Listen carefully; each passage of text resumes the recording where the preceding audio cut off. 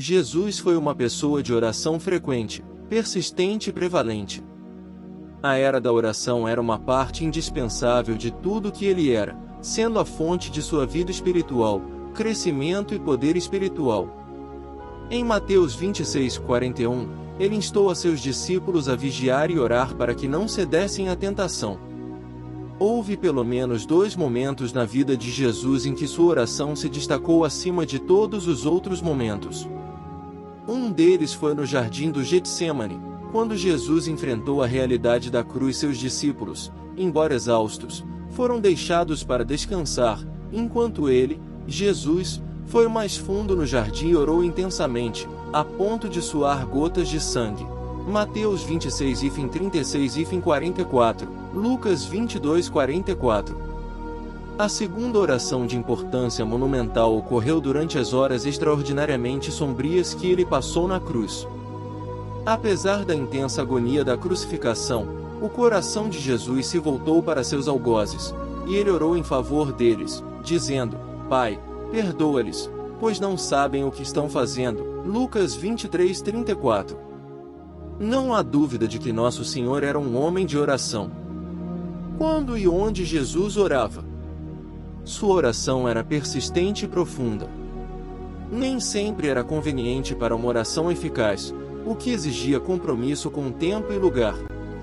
Jesus exemplificou esse fato em Marcos 1:35, quando, antes do amanhecer do dia seguinte, ele se levantou e foi para um lugar isolado para orar. Jesus buscava a Deus nas horas tranquilas do início do dia, quando não havia ninguém por perto para interrompê-lo. Ele buscava um tempo de qualidade com seu Pai, enquanto sua mente estava fresca e desimpedida pelos muitos detalhes da vida. Jesus poderia ter ficado em seu quarto ou mesmo em casa, mas não o fez.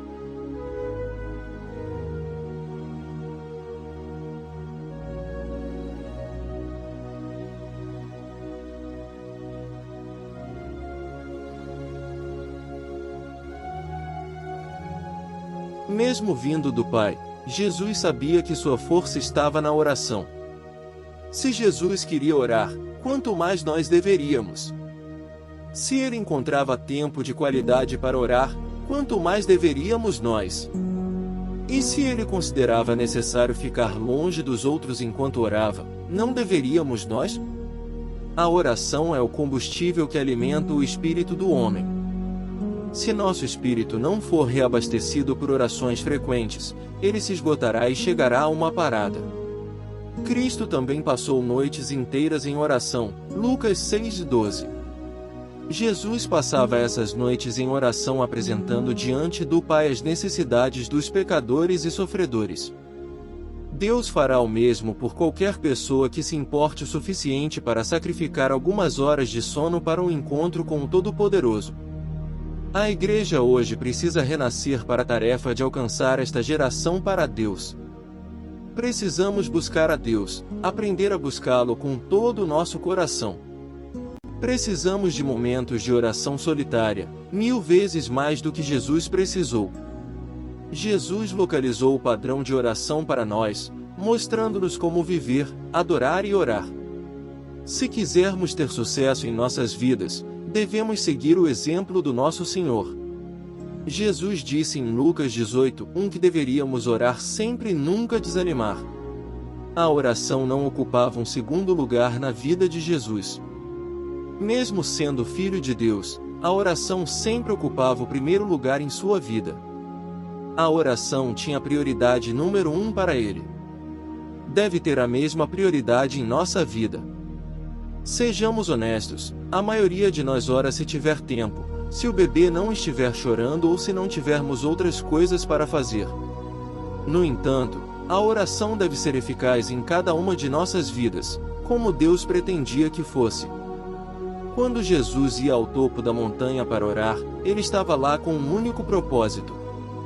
Nada o perturbava, e ele orava. Até que você e eu possamos aprender a usar a oração da mesma maneira, focada e sem distrações, nunca alcançaremos os cumes das vitórias e unção que Deus deseja nos conceder. Jesus nos deixou um lindo padrão a seguir em nossas próprias vidas de oração. Ele orou por nós para que possamos ser um com Ele, para que possamos possuir a sua alegria divina, para que sejamos guardados do maligno, para que levemos vidas santas, para que sejamos perfeitos e para que recebamos a vida eterna. Que vitória e esperança temos em Jesus! Da mesma maneira, devemos orar diariamente pela sabedoria daqueles que amamos e que ainda não conhecem o Salvador.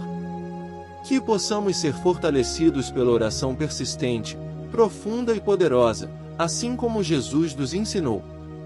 Que ela governe nossas vidas, transcenda nossas compreensões e nos conduza à presença constante do Pai Celestial.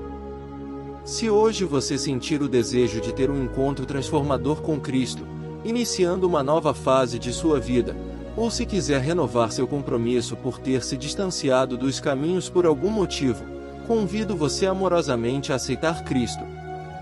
Deixe seu comentário abaixo, expressando: eu aceito o Senhor Jesus como meu único e suficiente Senhor e Salvador da minha vida. Até a próxima!